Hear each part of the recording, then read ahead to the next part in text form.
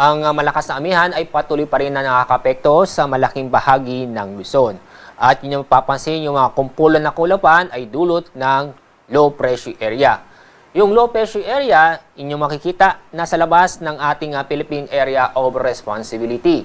At base sa ating mga data, mababa ang tsansa na ito'y pumasok sa ating Philippine Area of Responsibility. Kasalukuyan, ang layo ng low pressure area ay nasa 1,470 kilometers silangan ng Mindanao.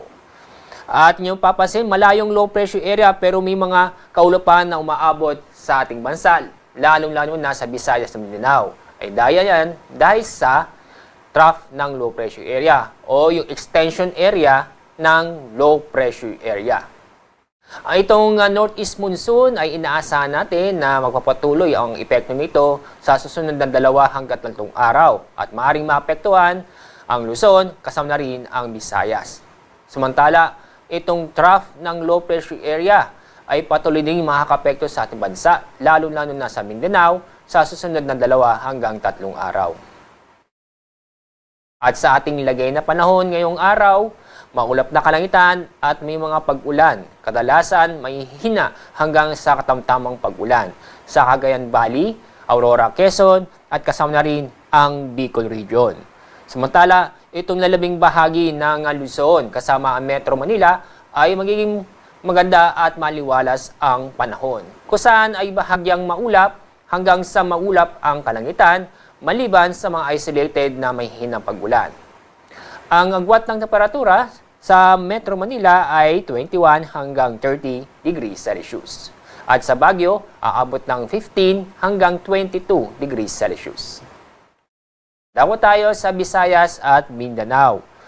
Buong Kabisayan at Mindanao ay maulap na kalangitan at may tsansa na mga kalat-kalat na pag-ulan at thunderstorm.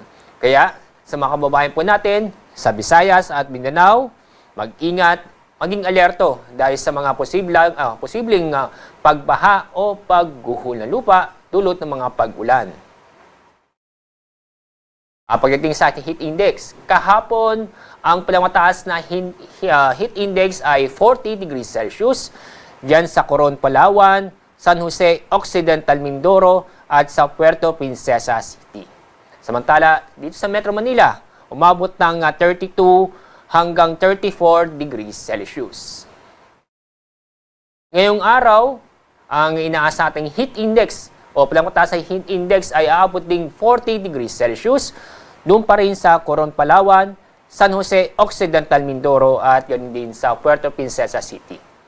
Dito sa Metro Manila, aabot ng 34 hanggang 36 degrees Celsius.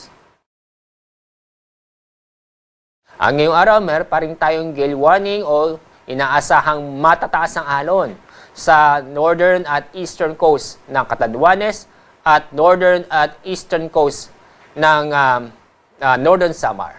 At sa mga nabanggit na lugar ay inaasahan po natin ang taas ng alon ay aabot ng halos 5 metro. Kaya paalala sa mga kababayan po natin, pagpaliban at iwasang pumalaot sa mga lugar nito para sa ating kaligtasan.